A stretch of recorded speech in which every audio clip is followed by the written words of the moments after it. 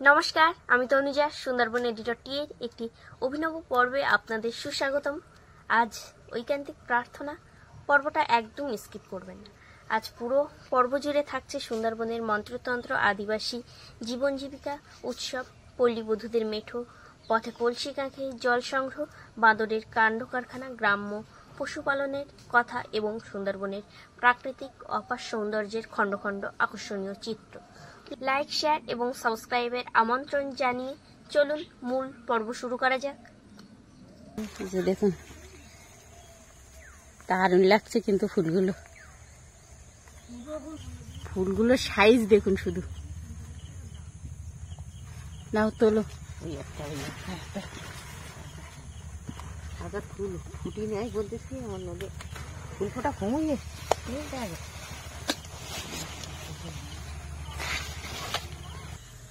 ফুলগুলো মাসিদের বাড়ির থেকে তুলে এনেছি। দেখুন এখন রাখবো এখানে। আর ফুলগুলো কিন্তু বেশ বড় বড় সাইজের। এই যে দেখুন কত বড় বড় সাইজের ফুল, দেখুন কুমড়োর ফুল। তুমি যা অনেকদিন ধরে বলছে যে কুমড়োর ফুলের পিঠে খাবে, তা সেই কুমড়োর ফুল আর সংগ্রহ করা হচ্ছে না। কালকে কলে এসেছিলেন, সেই সময় মাসি বলেছিল যে কুমড়োর ফুল খাও যদি তাহলে নিয়ে এসো আমাদের বাড়ির থেকে। তা আজকে সকালে উঠেই চলে এসছি কাজকর্ম করে, আর একেবারে কলসি নিয়ে এসছি জল নিয়ে যাবো বলে। দেখছেন এই আমাদের গ্রাম্য ট্যাব পাইপ লাইনের মধ্য দিয়ে জল সাপ্লাই হয় গ্রাম থেকে গ্রামান্তর। যেহেতু আমাদের এখানে মাটির নিচে জলের লেয়ার নেই, অন্য জায়গা থেকে জল চলে আসে। আর এপাশে জলের চেম্বার, জলগুলো যেন ছড়িয়ে না পড়ে তার জন্য এই চেম্বারের ব্যবস্থা করা হয়েছে।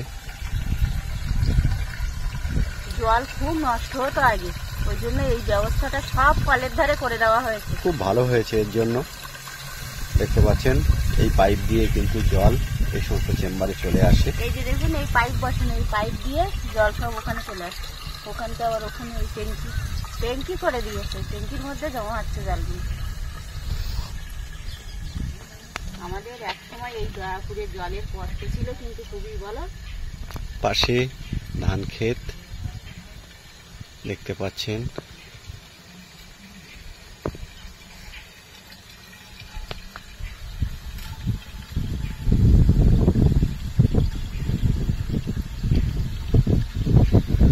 বাঁশবাগানের নিচে জলের ট্যাপ। বেশবুদ ধরবে না তো? বাঁশবাগানের মাথার উপর বসে নেই, কিন্তু বাঁশবাগানের নিচে বসে নিচে বসে আছে না, কিন্তু বেশভূত ধরবে না তো? ধরলে ধরবে, কি করবো আর, কল যেখানে কিন্তু জল তো নিতেই হবে।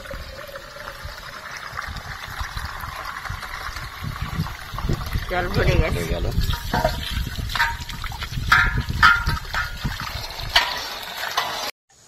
এবার বাড়ির দিকে যাচ্ছি, কিন্তু জল নেওয়া হয়ে গেছে, নেওয়া হয়ে গেছে।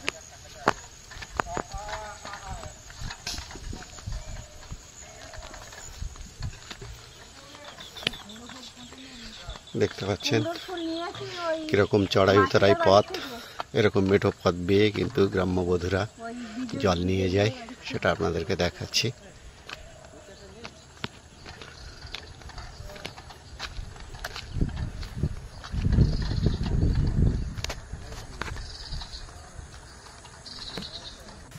আমরা সুন্দরবনের একদম প্রত্যন্ত গ্রামে এক সার্বজনীন শ্যামা পূজার মেলা প্রাঙ্গণে এসে উপস্থিত হলাম। দেখছেন সুন্দর জলের ফোয়ারা, নিচ দিয়ে সবাই অতি অনায়াসে যাতায়াত করতে পারবে এবং রঙিন আলো দিয়ে সুসজ্জিত করা হয়েছে। দেখতে পাচ্ছেন অপূর্ব দৃশ্য।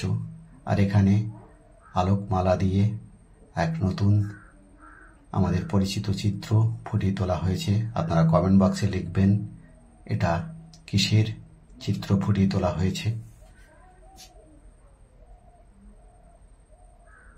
আপনারা অতি অবশ্যই আমাদেরকে লিখে জানাবেন কমেন্ট বক্সে।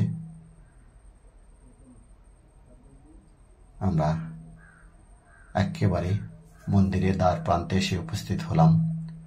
মন্দিরের চূড়া থেকে শুরু করে নিচ পর্যন্ত সমস্ত চিত্রটাই আপনাদের সামনে তুলে ধরার চেষ্টা করছি। সেজে উঠেছে আলোকমালায়, দেখতে পাচ্ছেন রং বেরঙের আলো। আমরা আর একটু বাদে মন্দিরের ভিতরে প্রবেশ করব, ততক্ষণে আপনারা অপেক্ষা করতে থাকুন আর দেখতে থাকুন আজকের এই আকর্ষণীয় পর্বটি। আমরা মন্দিরের ভিতরে প্রবেশ করলাম আর কালী মায়ের ছবি এবং তার শৈল্পিকতা আপনাদের সামনে তুলে ধরছি।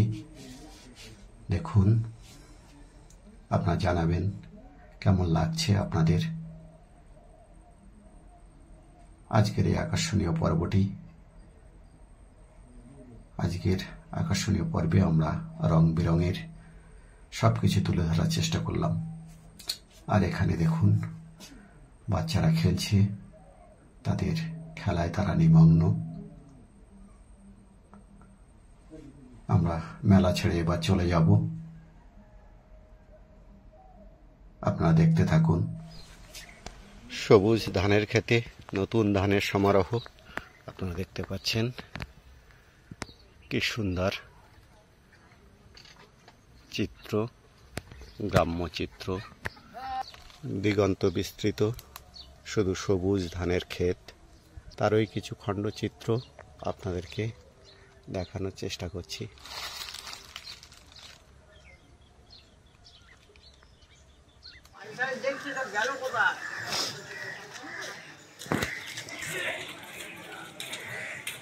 দিলাম তো, হ্যাঁ খাচ্ছে, হ্যাঁ বাবুল পাশে রেখে দাও, না খেলে তুলে রাখবে, আবার পরে খাবো।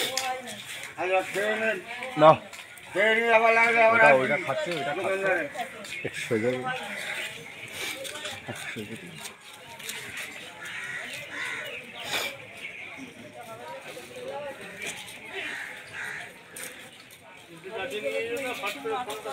না না, ও হনুমান এগুলো করে না, বাঁদর থাকলে ওগুলো করবে, হনুমান একদম আলাদা। একটা জিনিস খেয়াল করেছো? হ্যাঁ, ভেড়ার গলায় কিন্তু সব ব্যাজ লাগানো, প্রত্যেকটা ভেড়ার। প্রত্যেকটা ভেড়া, শুধু বাচ্চাগুলোর মনে হয় নেই, তাই না মাসে? আমার ছোটগুলোর দেওয়া নেই, কিন্তু বড়গুলোর দেওয়া আছে। তাই দেখি, একটু দেখাই, দেখি কাছ থেকে। আস্তে আস্তে যেতে হবে। হ্যাঁ হ্যাঁ হ্যাঁ, বুঝতে পেরেছি, সাক্ষাৎকার হচ্ছে। এই যে ও কিন্তু সম্মতি জানালো ওর ব্যাজ দেখানো। হ্যাঁ, এই যে দাঁড়াও, চলে যাও না। আর এইখানে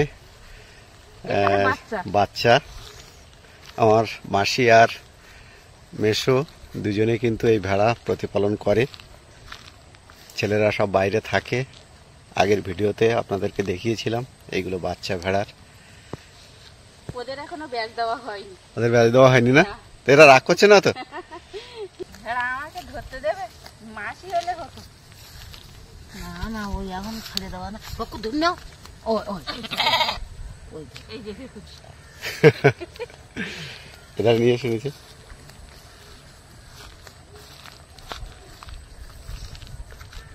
এই যে কত সুন্দর বাচ্চা, আপনাদের দেখুন দেখাচ্ছি ভেড়ার বাচ্চা। দারুণ লাগছে কিন্তু। তোর নাম কি? হ্যাঁ, এদের নামকরণ করেছো?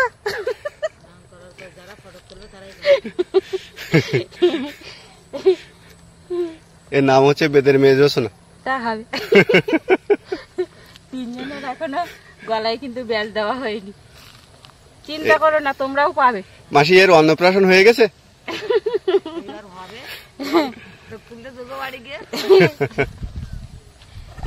যাও, মার কাছে চলে যাও।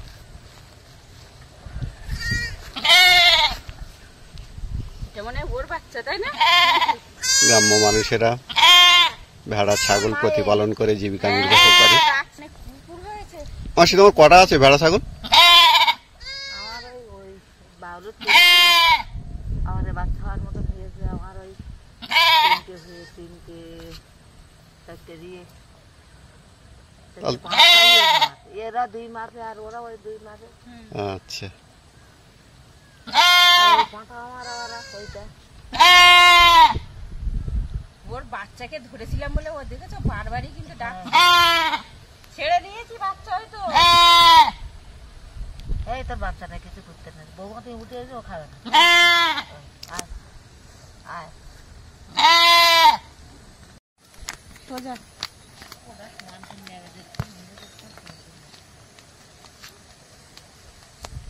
বিশাল ভাঙন লেগেছে।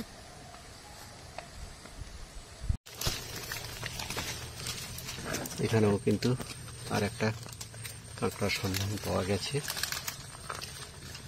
এই যে ছোট গর্ত দেখতে পাচ্ছেন, এই গর্তের মধ্যে থেকে বার করার প্রক্রিয়া চলছে। আপনারা দেখতে থাকুন, আমাদের সঙ্গে ওই যে থাকুন। বেরিয়ে গেছে, ঠিক আছে। এই যে বেরিয়ে গেছে। কি ভীষণ অভিজ্ঞতা, কি অসাধারণ অভিজ্ঞতা। দেখুন এই পায়ের খোঁজ দেখে কিন্তু বলে দিচ্ছে বৌদি যে এখানে কাঁকড়া আছে। এবার ব্যাগটা নিয়ে আসতে হবে। ব্যাগটা নিয়ে এসো, চলে আমি নিয়ে আসছি, ওখানে আছে। দেখেছো, আমরা কাঁকড়া নিয়ে যেতে পারতাম না।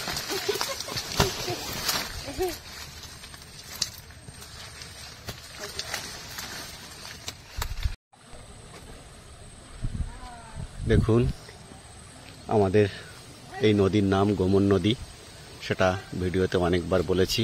দেখুন কত জাহাজ নোঙর করে আছে আমাদের কাছাকাছি, এ পাশেও রয়েছে। তারই টুকরো টুকরো বা খণ্ডচিত্র আপনাদেরকে তুলে ধরার চেষ্টা করছি। দেখুন যতদূর চোখ যাচ্ছে অসংখ্য জাহাজ কিন্তু নোঙর করে আছে।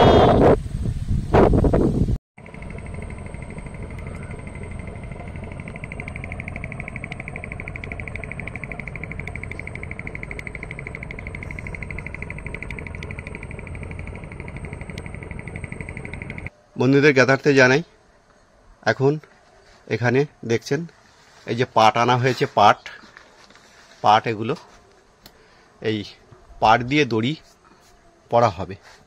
অর্থাৎ মন্ত্রতন্ত্র বা এই জাতীয় কিছুর উপরে মানুষের ভরসা। যেহেতু এখানে ডাক্তার নেই, তো এই মন্ত্রতন্ত্রের উপর ভরসা করে এখানকার মানুষের বেঁচে থাকা। তো এই দড়ি আজকে পড়ে দেওয়া হবে, অর্থাৎ মন্ত্রপুত করে দেওয়া হবে। তারই একটা খণ্ডচিত্র আপনাদেরকে দেখানোর চেষ্টা করছি। আচ্ছা, এই যে পাট আনা হয়েছে, এই পাট দিয়ে কি হবে? এই পাট যারা মাজার ব্যথা পায় তো, হ্যাঁ, লাগে এই দড়ি পরে দিতে হয়। আচ্ছা, দিলে ভালো ভালো থাকে, ভালোই যায়। তুমি কি এর আগে কখনো নিয়ে গেছো? একবার নিয়েছি। তো ভালো হয়েছে? হ্যাঁ, মানে কিরকম ভালো হয়? বিশাল ভালো। আমার একেবারে পুরো সুস্থ, মাজা যন্ত্রণা ব্যথা ভালো। তা তুমি কি ডাক্তারের কাছে যাওনি কোনোদিন? না।